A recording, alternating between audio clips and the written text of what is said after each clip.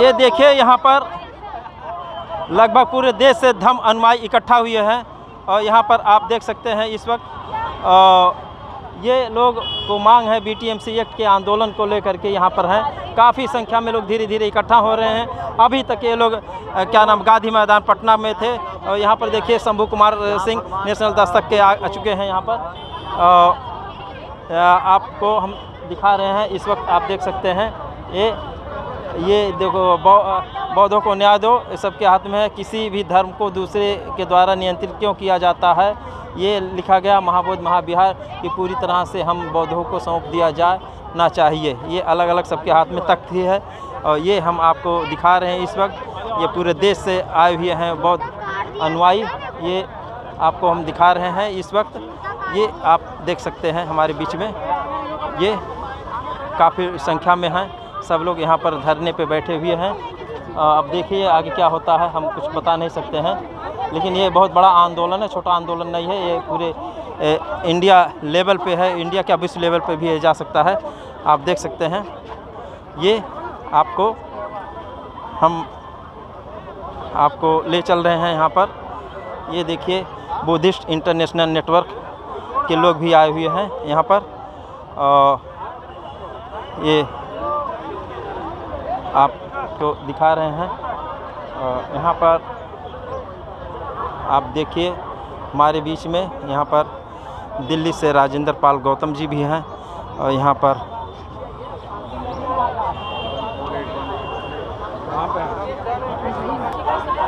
आप यहाँ पे देखिए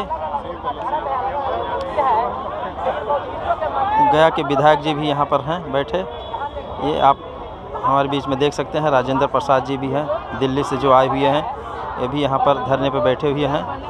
और राजेंद्र पाल गौतम जी हैं जो दिल्ली से आए हुए हैं, यहाँ पर धरने पे बैठे हुए हैं। हम आपको दिखा सकते हैं इस वक्त। सर, आज आप पटना के गांधी मैदान से पैदल चलते हुए आप यहाँ पर बुद्धा स्मृति टेम्पल के पास आए हुए हैं और आप दिल्ली से चल करके इस रैली में भाग लिए हैं, जो सारे देश के बौद्ध इकट्ठा हुए हैं और बौद्ध भिक्षु लोग भी इकट्ठा हुए हैं। क्या मैसेज देना चाहते हैं हमारे चैनल के माध्यम से? मैं एक ही मैसेज देना चाहता हूँ। पहली बात तो भारत के मूल निवासी जो लोग हैं SC ST OBC के रूप में आज जाने जाते हैं, उन्हें अपने पूर्वजों के इतिहास को पढ़ना चाहिए, समझना चाहिए। और जब वो अपने इतिहास को पढ़ेंगे तो उन्हें पता लगेगा कि उनके पूर्वज बौद्ध थे। हम लोग अंधविश्वास पाखंडवाद को मानने वाले लोग नहीं थे। हम लोग वैज्ञानिक दृष्टिकोण को मानने वाले लोग थे। हम लोग तथागत बुद्ध के धम्म के हिसाब से समता, स्वतंत्रता, बंधुता, न्याय, प्रज्ञाशील, करुणा और मैत्री के मार्ग पर चलने वाले लोग थे। हम लोगों ने कभी अंधविश्वास पाखंडवाद को बढ़ावा नहीं दिया। हमारे बीच में कोई जाति नहीं थी, कोई वर्ण नहीं था, सब बराबर थे, सब बौद्ध के रूप में जाने जाते थे।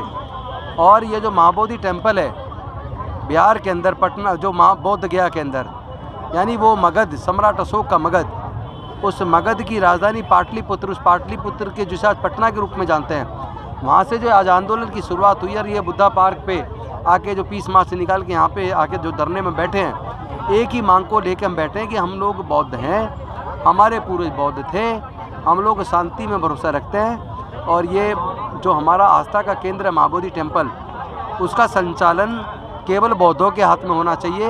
ये जो BT एक्ट के तहत महाबोधि टेम्पल मैनेजमेंट कमेटी में 4 बौद्ध के साथ 4 पंडे हैं, 4 ब्राह्मण हैं और वहाँ का जिलाधिकारी उसका चेयरमैन होता है। इस एक्ट को रिपील किया जाना चाहिए और महाबोधि टेम्पल का संचालन पूरी तरह बौद्धों को दिया जाना चाहिए। अगर सरकार इसको नहीं देती है तो आने वाले कुछ सालों में पूरा भारत वैसे भी बौद्ध में हो जाएगा, फिर हमें मांगने की ज़रूरत नहीं पड़ेगी।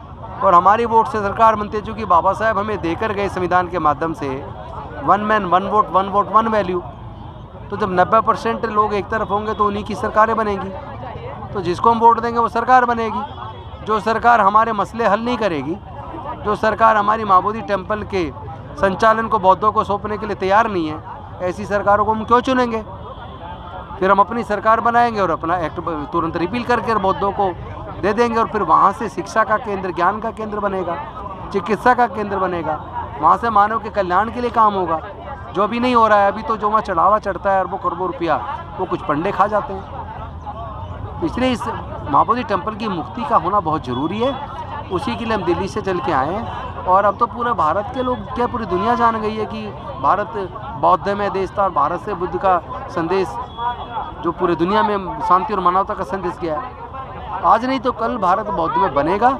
और हमने अब तक 12 लाख से ज़्यादा लोगों को ऑलरेडी बौद्ध धर्म की दीक्षा लोग ले चुके हैं, अपने पूर्वजों की सांस्कृतिक विरासत में बुद्ध के धर्म में घर वापसी कर चुके हैं। आने वाले कुछ सालों में पूरा भारत ही बौद्ध हो जाएगा, फिर मांगना नहीं पड़ेगा किसी सरकार से। महाबोधि टेम्पल तो मिलेगा ही मिलेगा, इसके साथ साथ जो हमारे दूसरे केंद्र हैं जैसे साकेत है जो बौद्ध नगरी थी जिसको आज हम अयोध्या के नाम से जानते हैं, वो भी तो साकेत नगरी बौद्धों की थी।